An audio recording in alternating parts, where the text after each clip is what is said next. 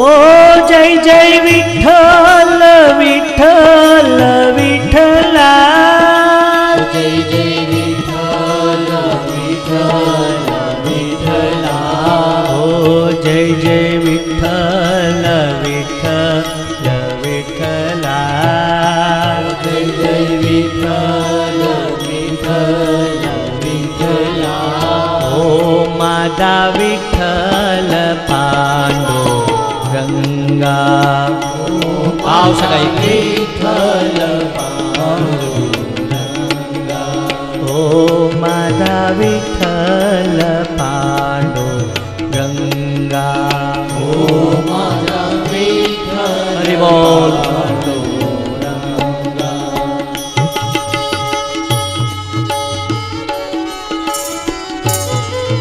श्री राधे।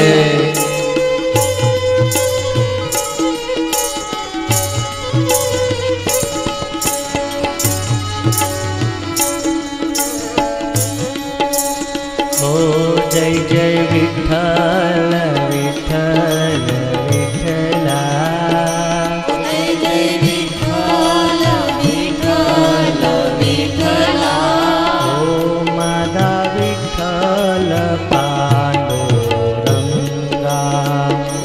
माता विठ्ठल पांडुरंगा, माता विठ्ठल पांडुरंगा, माता विठ्ठल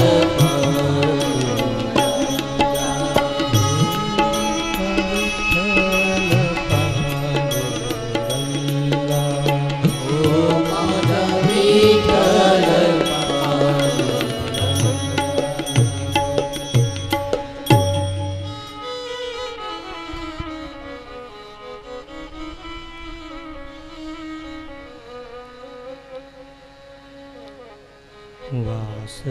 वासनाथ वासुदेवस्य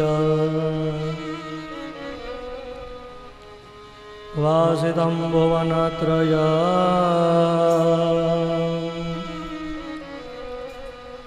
सर्वभूतं निवासोऽसि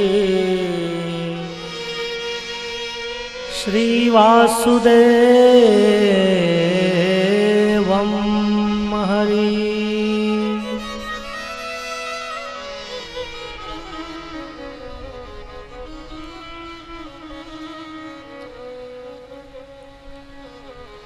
નિમિષારણ્યના જંગલમાં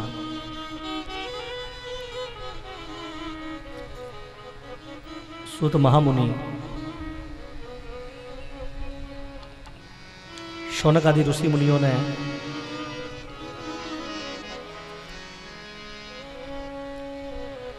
ભાગવતજીના 12 સ્કંદ અને પ્રથમ સ્કંદમાં લઈ જાય. હવે આપણે ભાગવતજીના પહેલા સ્કંદમાં પ્રવેશ કરીએ છીએ.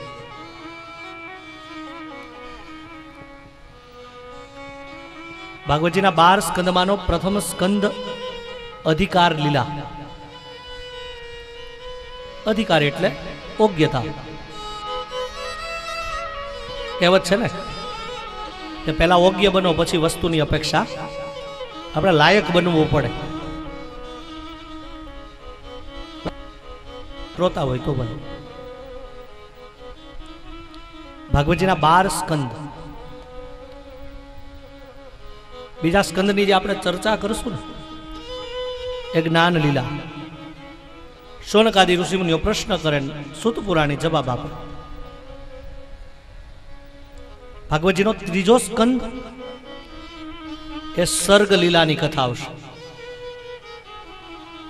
અને સર્ગ લીલા એટલે શું ખબર છે? મનુ અને શત્રુપાની ઉત્પત્તિની કથા. એટલે ત્રીજો સ્કંદ એ સર્ગ લીલા. એટલે તળપદી ભાષામાં તમને સમજાવો તેમ કહેવાય કે ત્રીજો સ્કંદ એ કથા દાળ અને ચોખા. ચોથા સ્કંદમાં જશું એટલે વિસર્ગ લીલા. અને વિસર્ગ લીલા એટલે સૃષ્ટિની અંદર માનવની ઉત્પત્તિ થવા લાગી અને દાળ ચોખા ભેગા થાય એટલે બહેનોને શું ખબર હોય શું બને? એટલે ચોથો સ્કંદ છે ને એ વિસર્ગ લીલા, ત્રીજો સ્કંદ એ સર્ગ લીલા એટલે દાળ ચોખા, અને ચોથો સ્કંદ વિસર્ગ ભેગું થઈ જાવ, દાળ ચોખા ભેગા થાય એટલે ખીચડી થાય. એમ સૃષ્ટિની રચના થઈ. પાંચમો સ્કંદ એ સ્થાન લીલા. છઠ્ઠા સ્કંદની કથા એ પુષ્ટિ લીલા, ભગવાનની કૃપાથી પુષ્ટ બનવું. અને અમારા પુષ્ટિ પરંપરામાં શબ્દ ખાસ આવે ને, પુષ્ટિ પરંપરા. ઠાકોરજીના શરણમાં સદાને માટે પુષ્ટ થઈને રહેવું. સાતમા સ્કંદની કથા આવશે. સપ્તમ સ્કંદ એ વાસના લીલા. અને સાતમા સ્કંદની કથા આવશે ત્યારે વિસ્તારથી સમજશું. પણ સપ્તમ સ્કંદમાં 3 પ્રકારની વાસના બતાવી: સદવાસના, અસદવાસના અને મિશ્ર વાસના. સદવાસના સાતમા સ્કંદમાં જોશું કોની? પ્રહલાદજીની. અસદવાસના કોની? હિરણ્યકશુપની. અને મિશ્ર વાસના લોકોની. અષ્ટમ સ્કંદની કથા એ મનવંતર લીલા. અને મનવંતર એટલે બ્રહ્માનો 1 દિવસ અને આપણા 365 દિવસ. નવમ સ્કંદની કથા એ ઈશાનુ કથા. ઈશ એટલે રામ અને અનુ એટલે એના ભક્તો. નવમ સ્કંદની કથામાં તમે જશો એટલે સૂર્યવંશના રાજા, ચંદ્રવંશના રાજાઓની કથાઓ. ભાગવતજીનો 10મ સ્કંદ એ પુષ્ટિ પરંપરાનો એક શબ્દ આવે, નિરોધ લીલા. અને અર્થ એવો થાય કે જગતને ભૂલી અને જગદીશમાં ધ્યાન આપવું. 11મો સ્કંદ મુક્તિ લીલા. શરીર મળ્યું અને મુક્તિ કેમ આપવી, મનથી મુક્તિ આપવી. અને ભાગવતજીનો 12મો સ્કંદ એટલે આશ્રય લીલા. શ્રીમદ ભાગવતનું કથાનું રસપાન કરતા કરતા આપણું મન ઠાકોરજીમાં પરોવાય. અને સર્વ જીવોને આશ્રય હોય તો કોનો હોય? ભગવાનનો. તો પહેલા સ્કંદમાં આવું જવું છે ને. પહેલો સ્કંદ એટલે અધિકાર, પાત્રતા. એટલે વસ્તુ ગમે એટલી હોય પણ પાત્ર ન હોય ખાઈ શકો. એક બપોરે જમવામાં એ પાત્ર જોઈએ ને.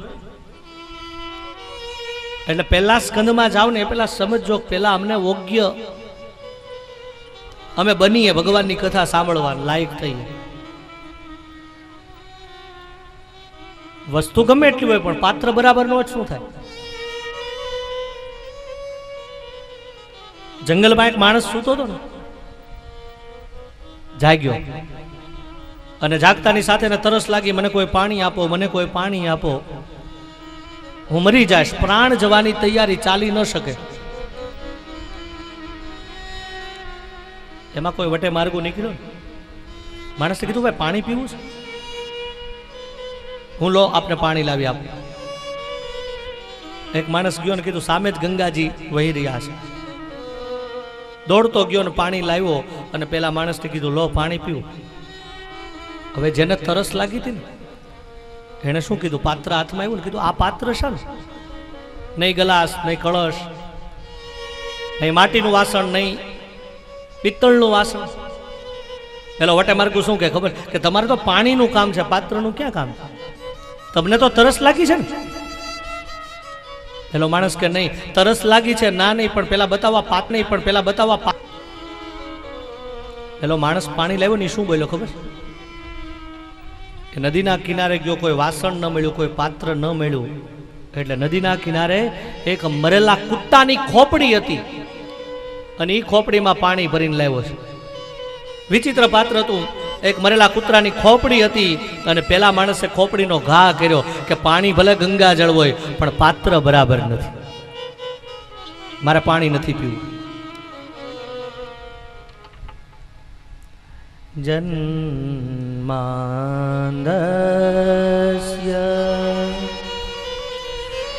यदोन्वयादिधरत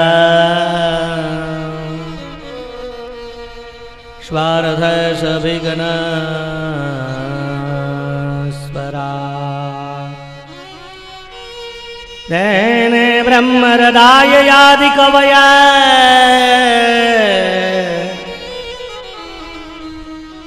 तेने ब्रह्महृदाय यादि कवया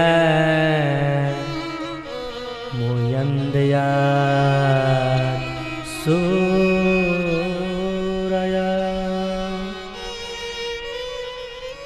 तेजो वारी मृदा यथा विनिमयो यत्र त्रिसर्गो मुषा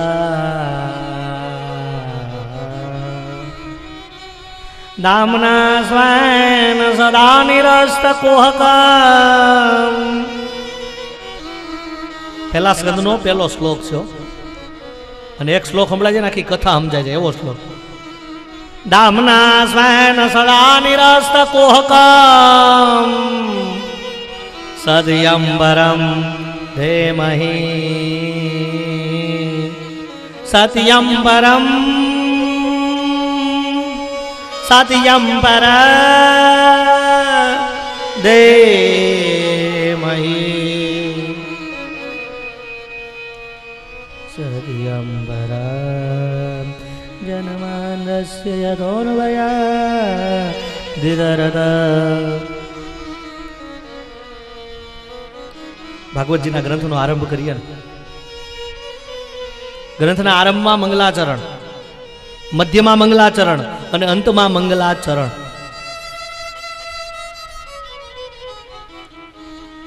અને મંગલાચરણ એટલે શું ખબર? જેનું મંગલાચરણ સુધરે ને એની કથા સુધરે. આરંભમાં જે મંગલાચરણ આવે ને વેદ વ્યાસનું મંગલાચરણ, મધ્યમાં સુખદેવજીનું અને અંતમાં સૂતનું મંગલાચરણ. અને ફરીવાર કહું કે મંગલાચરણ એટલે મન પ્રભુમાં મંગલાચરણ કરો એટલે આપણું મંગલ થાય. અને સૂત પુરાણીએ મંગલાચરણનો પહેલો શ્લોક લખ્યો અને કોની વંદના કરી? જન્માંદસ્ય યદોન્વયાદિધરત સ્વાર્ધસવિઘ્નસ્વરા તેને બ્રહ્મહૃદાય યાદિ કવયે મુહ્યન્તે યદસૂરયા तेजो वारी मृदा यथा विनिमयो यत्र त्रिसर्गो मुषा धाम्ना स्वेन सदा निरस्तकुहकम् सत्यम्बर धीमहि सत्यम्बर धीमहि જન્માંદસ. જન્માદિ જેના હેતુથી છે, જન્માદિ જેના દ્વારા છે. જન્મ, પાલન, ઉત્પત્તિ, સ્થિતિ, લય જેના દ્વારા થાય છે તે. એટલે શું લખ્યું? જન્માંદસ્ય યદોન્વયાદિધરત. જે સ્વયં પ્રકાશિત છે, જે સર્વજ્ઞ છે, જે બ્રહ્માને વેદનું જ્ઞાન આપે છે અને જેની માયાથી સર્વ મોહિત થાય છે ને તે ત્રિસર્ગ, તેના તેજથી માયાનું કપટ દૂર થાય એવા સર્વ સમર્થ પ્રભુ અમે તમને વંદન કરીએ છીએ. જેનાથી આ ભૂત માત્ર ઉત્પન્ન થાય છે, જેનાથી બધા જન્મે છે, જેનાથી જન્મેલા જીવે છે અને જેનામાં જન્મેલા બધા જાય છે તે. પાણીમાં પરપોટા હોય, પાણીમાં પરપોટા હોય, બળતા અગ્નિથી તણખા નીકળે, વિલય થાય ને. જન્માંદસ્ય યદોન્વયાદિધરત. અનવ્ય અને અતિરેકની કથા આજ આપણે સાંજે કદાચ જાશું કા કાલે ભાગવતજીનો બીજો સ્કંદ, ભાગવતના કોઈ વિદ્વાનોને પૂછો ને તો ભાગવતના 12 સ્કંદમાં અઘરામાં અઘરો સ્કંદ હોય તો ભાગવતનો બીજો સ્કંદ છે, અને એમાં વક્તાની પરીક્ષા થાય. કારણ કે અનવ્ય અને અતિરેકની કથા એ બીજા સ્કંદમાં આવે. ચર્ચા કરીશું, બહુ સરસ સ્કંદ આવે. ભગવાન એટલે કારણ અને જગત એટલે કાર્ય. કાર્ય વિના કારણ ન હોય. જગદીશ હોય, જો બીજો સ્કંદ આવશે ને ત્યારે સમજાય. અત્યારે થોડીક વાર તમને લઈ જાઓ કે જગત હોય તો જગદીશ હોય, ભગવાન હોય. પણ ઘણીવાર એવું બને કે ભગવાન હોય ને આપણે ન પણ હોય. એ બીજો સ્કંદ. એટલે કારણ વિના કાર્ય ન હોય. ભગવાન ન હોય તો જગત ન હોય, પણ જગત હોય તો પ્રભુ હોય. એવા ભગવાન સ્વયં પ્રકાશિત. હૃદયથી વેદ આપ્યા, બ્રહ્માને જે આપ્યા એવો બીજો સ્કંદ. પ્રભુએ સંકલ્પ કર્યા, અનુભવ કરાવ્યો, અને પ્રભુ સંકલ્પથી બ્રહ્માને વેદ આપે. અને બ્રહ્માજી રોજ ક્લાસ ભરવા નહોતા આવતા. આપણે ટ્યુશન ક્લાસમાં જઈએ એમ નહીં, પણ સંકલ્પ દ્વારા બ્રહ્માજીએ જે ભગવાન પાસેથી ચતુર્શ્લોકી ભાગવત મળ્યું, તત્વ કા જ્ઞાન तुम्हें मेरे अनुग्रह से मिले. बुद्धि જે પર છે, બુદ્ધિથી ન સમજાય, અને બુદ્ધિથી આને જાણી ન શકાય. કારણ કે જગત અને જગદીશ બંને એક છે, જુદા નથી. હું તમને પ્રશ્ન કરું કે તમારા હાથમાં માળા હોય કોઈ પાસે, અને હું પ્રશ્ન કરું કે તમારી પાસે માળા છે, એમાં દોરામાં પારા, પારામાં દોરા, શું જવાબ? પારામાં દોરા, દોરામાં પારા. જવાબ શું? તો એટલું કહી શકે બંને વાત સાચી. દોરામાં પારાય છે અને પારામાં. એક બીજો પ્રશ્ન કરું કે તમારી પાસે ઘડો છે, ઘડો નદીમાં ડૂબેલો છે, ડૂબેલા ઘડામાં પાણી છે અને ઘડાની બહારે પાણી છે. હવે પ્રશ્ન હું કરું કે ઘડામાં પાણી કે ઘડાની બહાર પાણી? શું જવાબ? બંને વાત સાચી છે કે ઘડાની અંદર પણ પાણી અને ઘડાની બહાર. એમ સૌના હૃદયમાં ભગવાન રહેલા છે, સૌના હૃદયમાં ભગવાન રહેલા છે. પણ એ નારાયણને પ્રગટ, કાલે આપણે ચર્ચા કરી હતી ને કે સૌના હૃદયમાં નારાયણ છે, પણ એ નારાયણને પ્રગટ. એટલે જગત અને જગદીશ જુદા નથી. પણ સમજો કે જગદીશ હોય તો આપણે પાછા ન હોય, અને આપણે હોય તો પાછા ભગવાન હોય. છતાં આપણને આપણો ઇગ્નોર કેવો નડે કે આઈ એમ સમથિંગ, હું કંઈક છું. પેલી ફ્રૂટ પેસેજની કવિતા છે ને, એક રણમાં રેતીના પદ્મચીન અને એક લાઈન પગલાની. પદ્મચીન પગલાની લાઈન, સતત પગલાની લાઈન, ને એક બાજુ એવી લાઈન હતી કે એમાં પગલાની લાઈન હતી પણ વચ્ચે ક્યાંક ક્યાંક જગ્યા ખાલી. એટલે જીવ ભગવાનને કહે છે, શું કહે છે ખબર? ઓ માય ગોડ, હે ઈશ્વર, આ સતત પગલાની લાઈન મારી છે અને હું તારી સાથે ચાલતો હતો ને મારે સંકટ આવ્યું, દુઃખ, ત્યારે તે મારો સાથ છોડ્યો. વચ્ચે ખાલી ખાલી જગ્યા હતી. એટલે જીવ કહે છે ભગવાનને કે ભગવાન તે મારો સાથ છોડ્યો. અને ત્યારે ઈશ્વર શું કહે છે ખબર છે? ઓ માય ચિલ્ડ્રન, બેટા કાન ખોલીને સાંભળ. જીવનો સંવાદ છે, જીવ અને ભગવાન, ઠાકોરજીનો ને આ જીવનો. એટલે ઠાકોરજી આ જીવને કહે છે, શું કહે છે કે હે જીવાત્મા, વચ્ચે ખાલી જગ્યા છે ને, સાંભળી લે. તને એમ હોય કે ખાલી જગ્યા મારી છે તો ભગવાન કે ભૂલ કરે છે. આ સતત પગલાની લાઈન છે ને, ભગવાન કે મારી છે, અને વચ્ચે ક્યાંક ક્યાંક ખાલી જગ્યા પડી ને, પગલા નથી, એ જીવ તારી છે. તો જીવે ભગવાનને કીધું, ભગવાન હું તો સતત ચાલ્યો આવતો, તો મારા તો સતત પગલા હોય. ત્યારે ભગવાને કીધું, બેટા સાંભળ, આ સતત પગલા છે ને, ભગવાન કે હું તને જન્મ આપું અને હું તારો ક્યારેય સાથ ન છોડું. આ ખાલી જગ્યા છે બેટા તારી છે, સતત પગલાની લાઈન મારી છે. અને જો તને સમજાતું ન હોય તો ભગવાન શું કીધું ખબર? કે હે જીવાત્મા જેદી તારામ તેવડ નહોતી ને તેથી ઠાકોરજી કે હું તને ખંભે લઈને હાલતો એટલે ત્યાં ખાલી જગ્યા છે. જન્માંદસ્ય યતોન્વયા દિદરદ સ્વાર્થ સવિઘ્નસ્વરા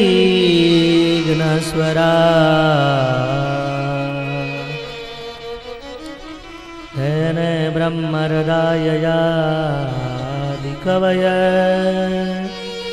મોયયંત યતસૂરય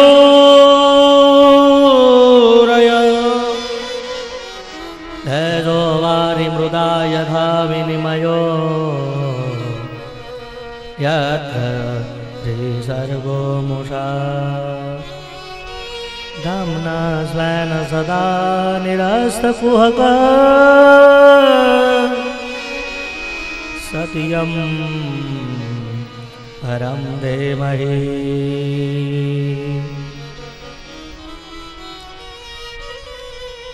અમે પ્રભુના અનુગ્રહથી યોગ્ય બનીએ. ઉપનિષદ કહે કે જેનું વર્ણન કરી શકે, જેને જાણી શકે, કોઈ વાલ્મીકી જાણી શકે, કોઈ વલ્ભાચાર્યજી જાણી શકે. અને યાદ રાખજો, બ્રહ્મ કો જાનને વાલા બ્રહ્મ મહી હો જાતા હે. એટલે મારી વેદની શ્રુતિને પણ શું કહેવું પડે? અહમ બ્રહ્માસ્મિ અયમે આત્મા. જ્ઞાન માર્ગ બ્રહ્મભૂતિનો અર્થ બતાવે, પ્રભુમાં પ્રેમ થાય. અને ભક્તિમાં આવો એટલે પ્રભુમાં પ્રેમ જાગે. શંકરાચાર્ય જ્ઞાનના માર્ગના પ્રતિ,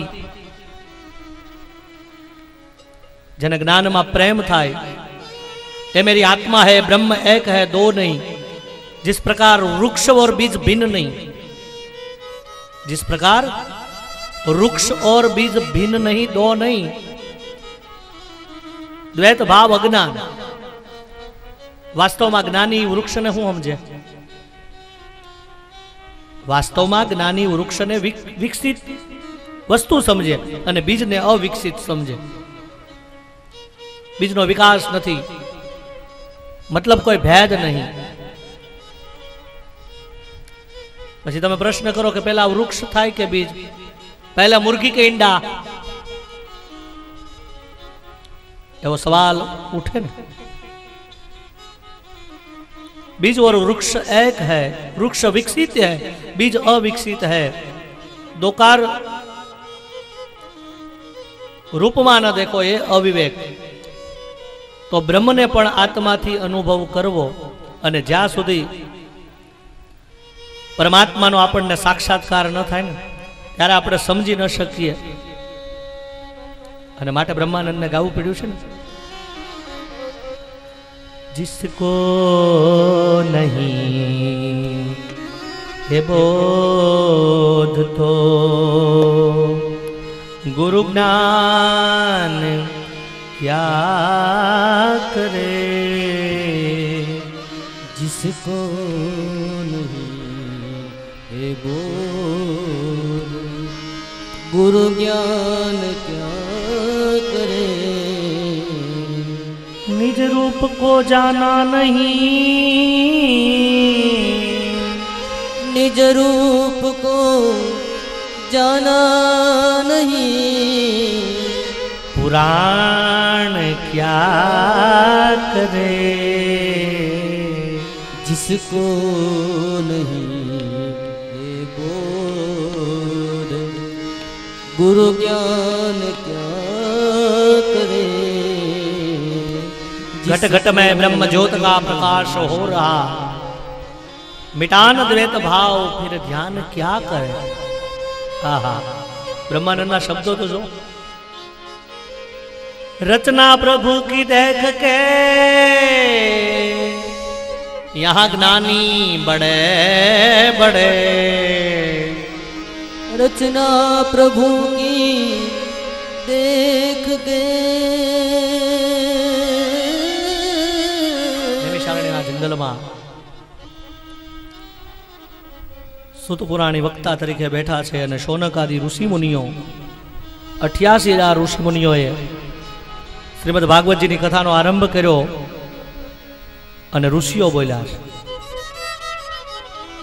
નેમિષય નિમિષ ક્ષેત્રે ઋષય શોનકાદય સત્રમ સ્વર્ગાય લોકાય સહસ્ર સમમા સદા.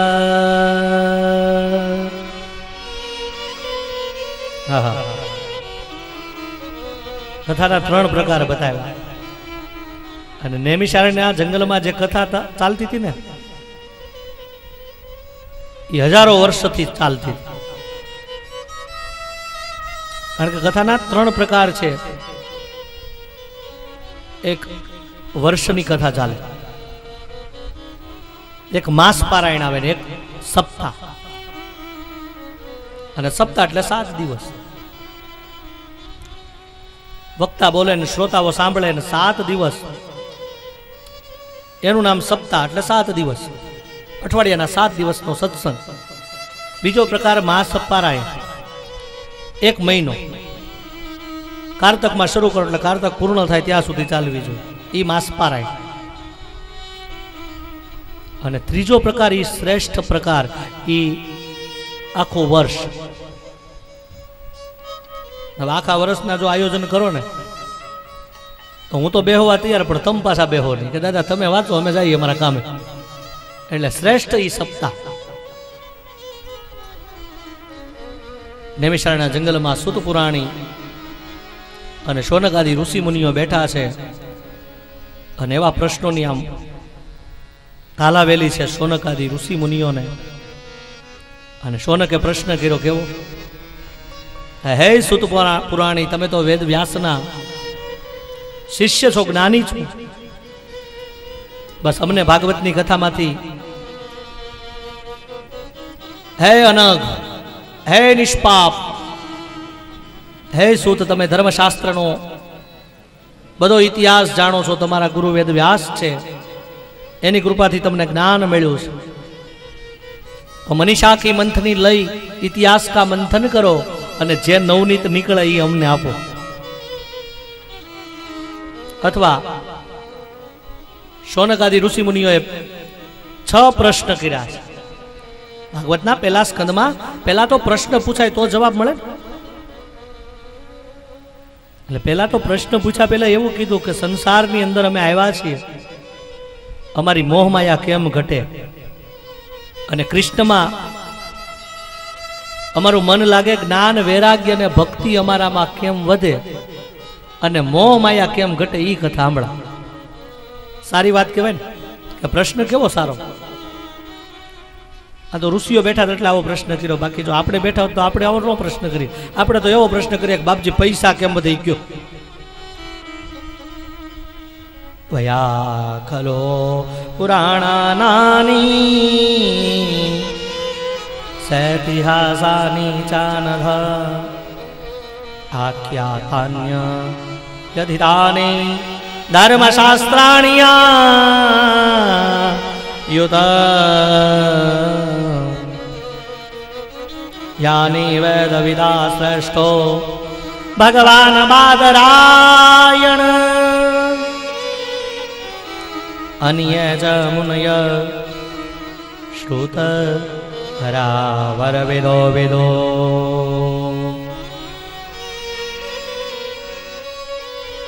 શૌનક આદિ ઋષિ મુનિઓએ પ્રશ્ન કર્યો, સર્વશાસ્ત્રનો સાર શું છે? શાસ્ત્ર એટલે શું? શાસ્ત્રનો સાર શું? સાધન શું? એક પ્રશ્નમાં એવો પ્રશ્ન કર્યો, ભગવાનના અવતાર કેટલા? ભગવાનના અવતારનું પ્રયોજન, ભગવાનને આવવાનું કારણ શું? એ કયો. હે ભગવાન 11 વર્ષ અને 52 દિવસ વ્રજમાં આવ્યા. એ જ ભગવાન ફરી પાછા મથુરામાં આવ્યા. મથુરામાંથી ફરતા ફરતા દ્વારકામાં આવ્યા. અને એ ભગવાન કૃષ્ણ વસુદેવ અને દેવકીને ત્યાં ભગવાન આવ્યા. 125 વર્ષની ભગવાન કૃષ્ણની લીલા. એ ભગવાને કેવી કેવી શું શું લીલા કરી કહો. અને શૌનક આદિ ઋષિ મુનિઓએ 6થો પ્રશ્ન કર્યો, હે ભગવાન કૃષ્ણ અંતે પ્રભુ જ્યારે સ્વધામ ગયા પ્રાચીના પીપળે, ત્યારે ધર્મ કોના શરણે ગયો? હવે ભાગવતના કેટલા સ્કંદ યાદ છે? કોઈ કથા સાંભળી? 12.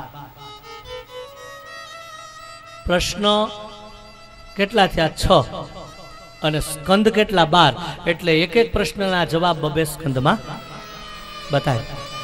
દાદા કેમ? 335 અધ્યાય. અને એમાંનો પહેલો સ્કંદ 6 પ્રશ્નના જવાબ 2 સ્કંદમાં આપે. અને અહીંયા ઋષિ મુનિઓ શૌનકાદીએ પ્રશ્ન કર્યો કે હે બાપજી, ભગવાનને આવવાનું પ્રયોજન શું કામ? પ્રથમ પહેલા સુખદેવજી મહારાજને વંદના કરી શૌનકાદી ઋષિ મુનિઓએ. નારાયણ, વેદ વ્યાસ અને મા સરસ્વતીને વંદના કરી. બ્રવજંતમનુપેતમપેત કૃતિયમ દ્વૈપાયનો વિરહ કાતર આજુહાવ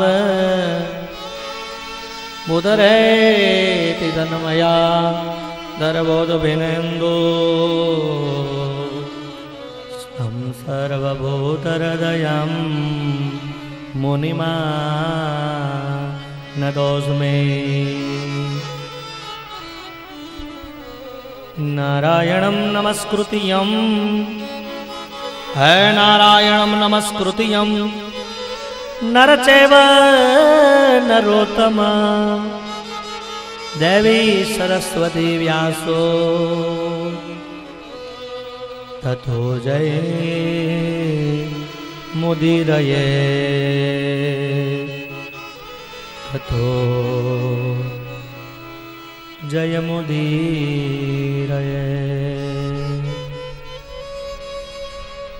હે ઋષિ મુનિઓ, સાવ સીધા સાદાના જવાબ છે. તમારા જે સબ પ્રશ્ન છે ને, ભગવાનમાં પ્રેમ કરાવે. આપણને આપણા ઘરમાં આપણી પત્નીમાં પ્રેમ હોય, આપણને આપણા બાળકોમાં પ્રેમ હોય, આપણના પરિવારમાં આપણને પ્રેમ હોય. આનો જવાબ એટલો જ છે કે આપણને આપણા ઘરમાં આપણી પત્નીમાં, બાળકોમાં, પરિવારમાં પ્રેમ હોય. આવો ક્યારેક ઘરમાં સાંજના હૃદય ઉપર હાથ મૂકી અને આવો પ્રેમ આપણને ભગવાનમાં છે, કૃષ્ણમાં છે, એવો વિચાર કરવા. હા, સાચું કહેજો, આવો પ્રેમ આપણને કૃષ્ણમાં છે?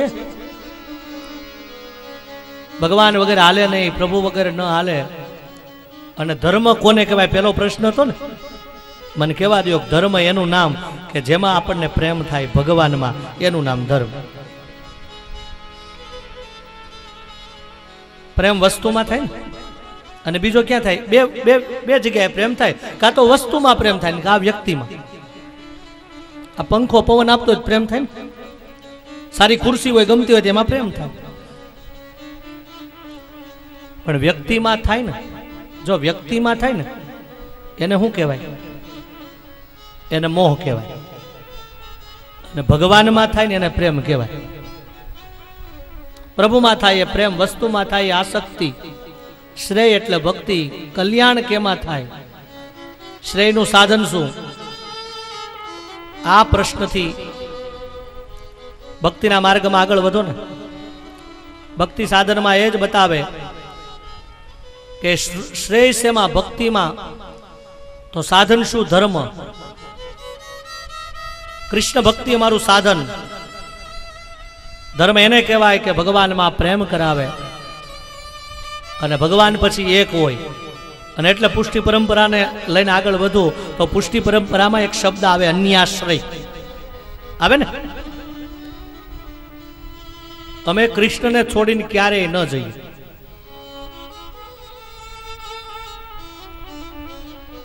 આ વ્યાખ્યા છે. આમાં સંકીર્તનતા નહીં.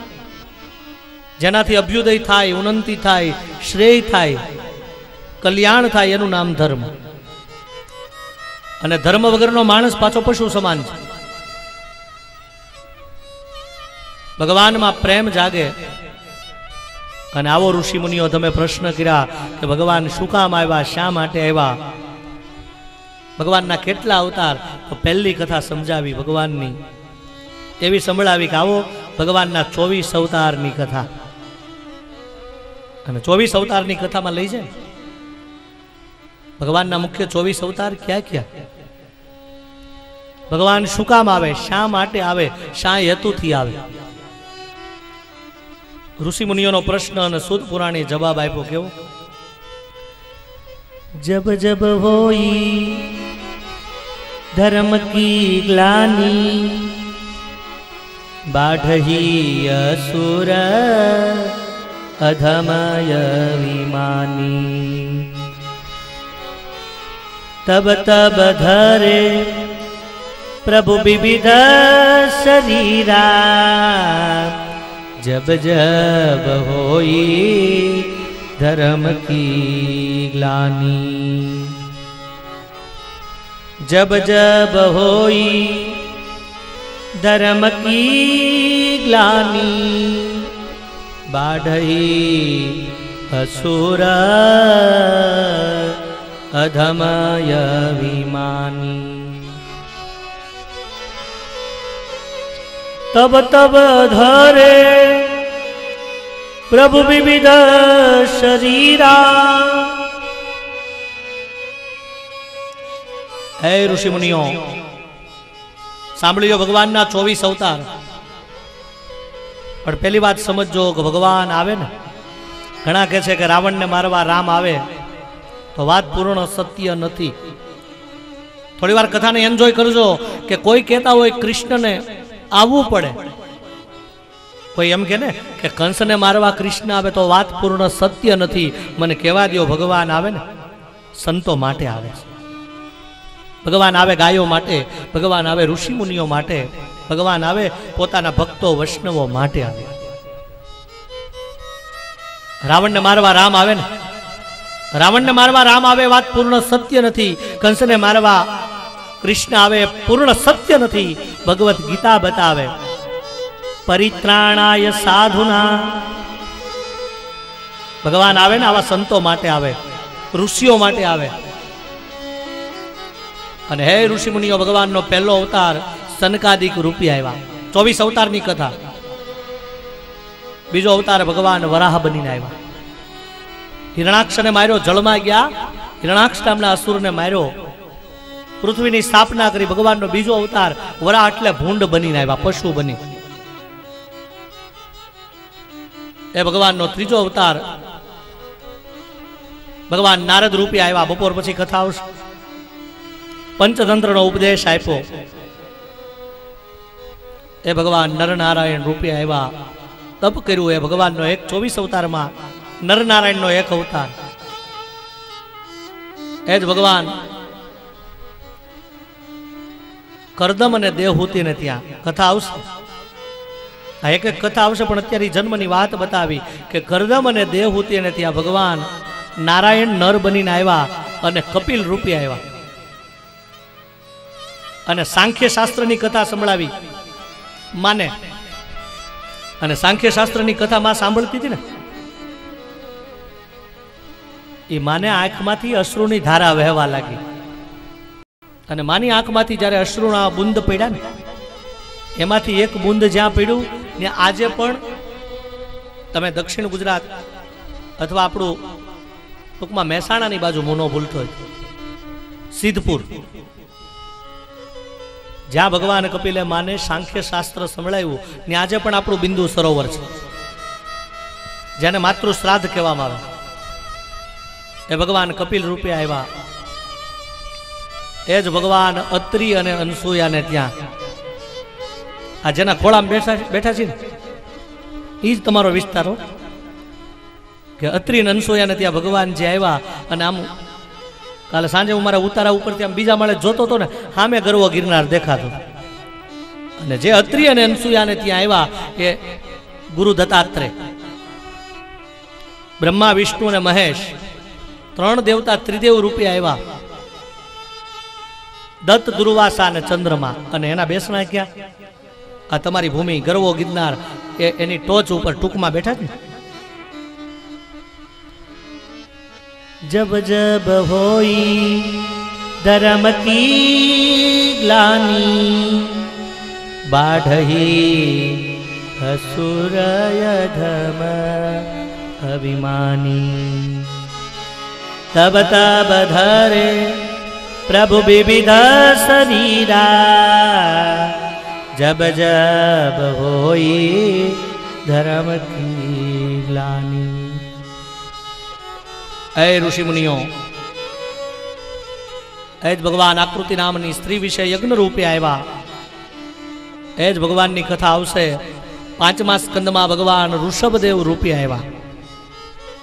अने ऋषभदेव एटले कोण दादा खबर?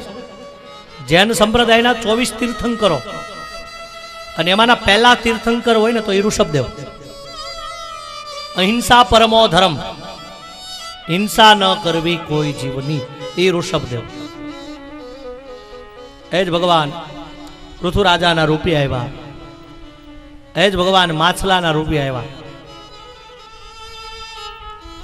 एज भगवान समुद्र मंथन की कथा, कार्य एक अने अवतार भगवान 3, एवी सुंदर कथा आवशे समुद्र मंथन की के कार्य एक काम एक होय अने भगवान ने 3 अवतार लेवा पड़े। समुद्र मंथन की कथा,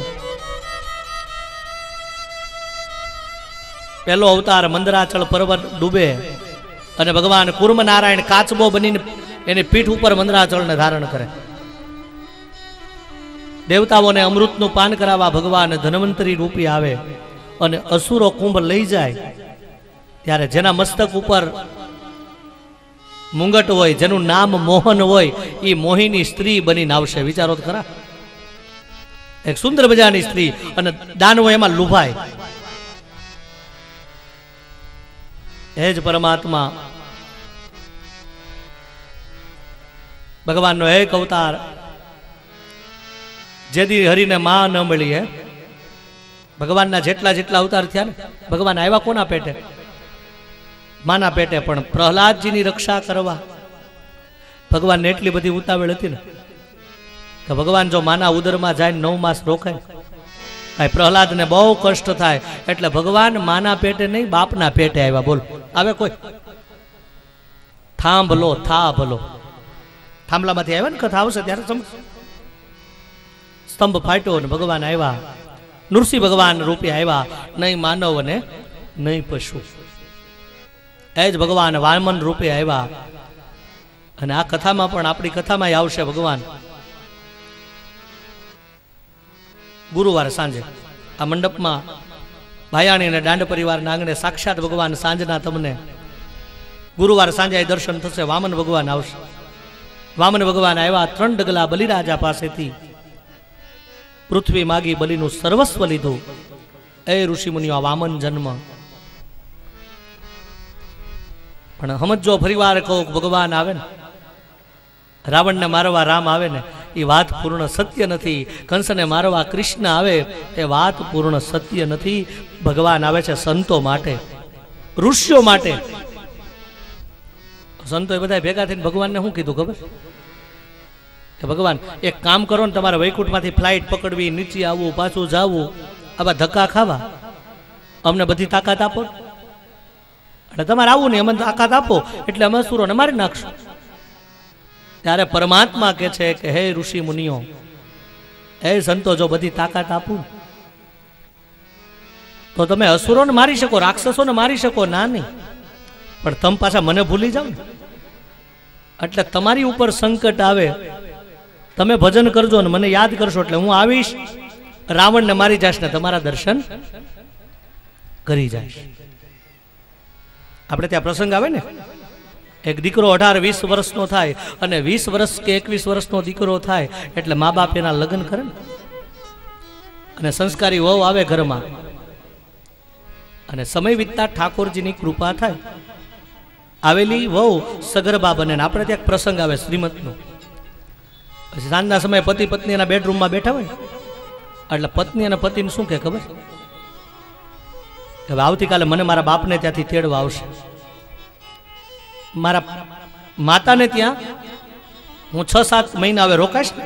બધાને ખબર હોય કે એ દીકરી પછી એના બાપને ઘેરે જાય 6-7 મહિના રોકાય એટલે પત્ની એના પતિને શું કે ખબર? હળવેક દે એ કે કામ કરો ને, હવે હું 6-7 મહિના રોકાઈશ ને એટલે મને 5-10 હજાર રૂપિયા આપો ને, ત્યાં જઈને મારે કંઈ શોપિંગ કરવું હોય, કંઈ ખરીદી કરવી હોય. એટલે એના પતિએ પોકેટમાંથી 100 રૂપિયા આપ્યા. એટલે પત્ની હસતા હસતા કે હવે આવી રમત શું કરો છો? આમથી શોપિંગ કરવા સુરતમાં કે અમદાવાદમાં જાવ તોય 10,000 આપો અને 6-7 મહિના મારા બાપને ઘેર રોકાવું ને આટલી કંજૂસાઈ, ખાલી 100 રૂપિયા. એટલે એનો પતિ હસતા હસતા કે ગાંડી તને ખબર છે, આ 100 રૂપિયા લઈ લે, પેલા પર્સમાં નાખી દે. બોલે પર્સમાં નાખ્યા. એટલે એનો પતિ હસતા હસતા કે ગાંડી ચિંતા કરીમાં 100 રૂપિયા લઈને તારા પપ્પાની ઘેરે કાલે જા, વાપરજે, 100 રૂપિયાની બધી વસ્તુ લેવી હોય લેજે, અને પૈસા 100 રૂપિયા પૂરા થઈ જાય ને એટલે મૂંઝાતી નહીં, મને મોબાઈલમાં મેસેજ મોકલજે, હું આવીશ તારા પપ્પાની ઘેરે, બીજા પૈસા આપી જઈશ અને તારા દર્શન. જબ જબ હોઈ ધર્મ કી ગ્લાની બાઢહી અસુર અધમય વિમાની તબ તબ ધરે પ્રભુ વિવિધ શરીરા જબ જબ હોઈ ધર્મ કી ગ્લાની. એ ભગવાન પરશુરામ રૂપે આવ્યા છે, એ ભગવાનનો વેદ વ્યાસ રૂપે અવતાર, એ જ ભગવાન સરયુના કિનારે અયોધ્યામાં ભગવાન દાશરથી રામ 4 અંશા અવતારે આવ્યા, રામ, લખન, ભરત અને શત્રુઘ્ન મહારાજ. અને હે ઋષિ મુનિઓ, એ ભગવાનનો એક અવતાર ભગવાન મથુરાના કારાગૃહમાં વસુદેવ અને દેવકીને ત્યાં ભગવાન કૃષ્ણ રૂપે આવ્યા છે. શૌનકાદી ઋષિ મુનિઓ છે ને એ નોટ કરતા હતા, લખતા હતા. એટલે પ્રશ્ન કર્યો, બાપજી બોલો છો 24 અવતાર અને અમે લખીએ છીએ એટલે થાય છે 22.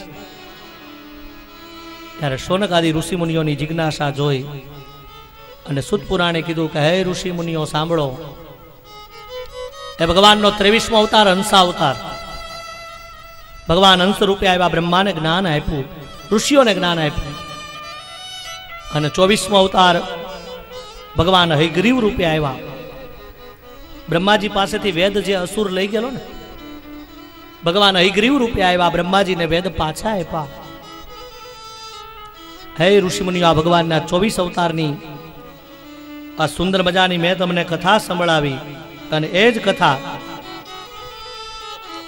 પરમાત્માની 24 અવતાર ભગવાન આવે અધર્મના વિનાશ માટે, ધર્મની સ્થાપના કરવા. અને ભગવદ્ ગીતાનું પ્રમાણ પરિત્રાણાય સાધુના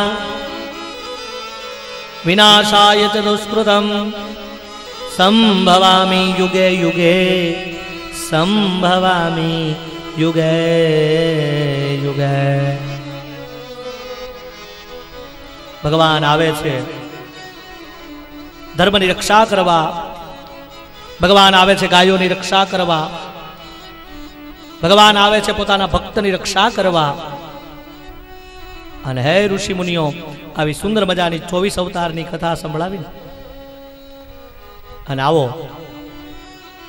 ભાગવતજીના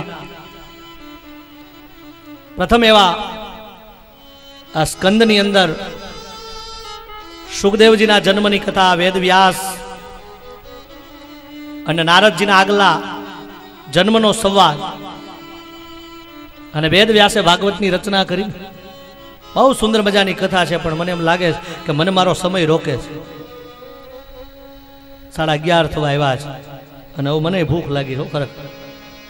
તમે બધા નાસ્તો કરીને આવ્યો, મેં નથી કર્યો, પણ મને ભૂખ કેની લાગી ખબર? કથા કરવાની. છતાંય મને મારો સમય રોકે, અને સમયનું માન આપીશ બહુ.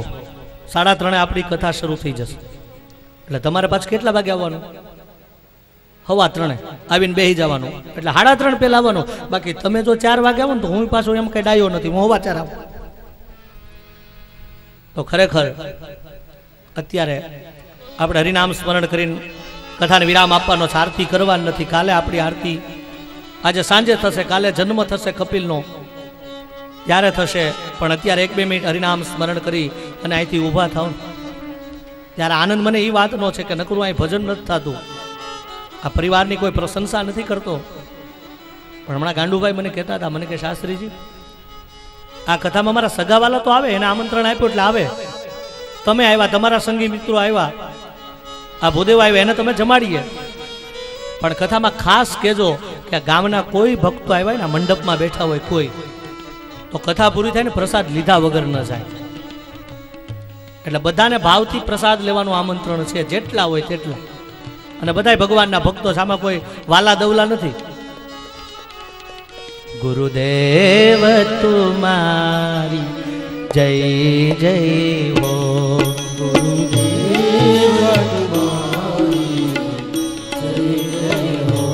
ગુરુદેવ તુમારી જય જય હો. એક મિનિટ નામ સ્મરણ કરીએ. ગિરનારી તુમારી જય જય હો, ગિરનારી તુમારી જય હો. હા કૃષ્ણ કનૈયા હરે ગિરધારી. બપોર પછી બેનો આવો ને કથામાં, કરતાલ હોય લેતા આવજો. 5 વાગે રાસ લેવડાવે, ભૂલતા નહીં.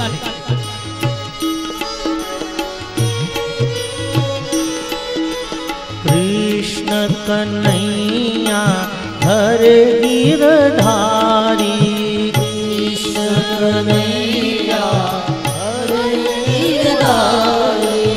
ભજ મન રાધે શ્યામ મુરારી, ભજ મન રાધે ભજ મન રાધે શ્યામ મુરારી, ભજ મન રાધે શ્યામ મુરારી. वृंदावन में धैन चरावे, सब गाइए भाव से. वृंदावन में धैनु चरावे, वृंदावन में धैनु चरावे. बंसी बजावत अति मन प्यारी, बंसी बजावत अति मन प्यारी. कृष्ण कन्हैया हरे गिरधारी, सब गाइए. हरे गिरधारी. भज मन राधे श्याम मुरारी, भज मन राधे श्याम मुरारी. ओ गुरुदेव तुम्हारी जय जय हो. जय जय श्री राधे, जय जय श्री राधे, जय जय श्री राधे, जय जय श्री राधे, जय जय श्री राधे, जय जय श्री राधे. बोलिए श्री वृंदावन बिहारी लाल की जय, श्री द्वारिकाधीश की जय, श्री गोवर्धन नाथ की जय, सद्गुरु भगवान की जय. ओम नमः पार्वती पते महादेव. जय श्री कृष्ण. અત્યારે જે ભાઈઓ અને બહેનો કથા સાંભળવા આવ્યા છે તે આ કથાના આયોજક ભાઈઓ દ્વારા કહેવામાં આવે છે કે કોઈ પ્રસાદ લીધા વગર જવાનું નથી અને પ્રસાદનો ખોટો બગાડ નહીં કરશો એવી ખાસ સૂચના આપવામાં આવે છે. તો જે ભાઈઓ અને બહેનો કથા સાંભળવામાં આવ્યા છે કે પ્રસાદ લઈને જાય, કોઈ પ્રસાદનો અનાદર કરશો નહીં.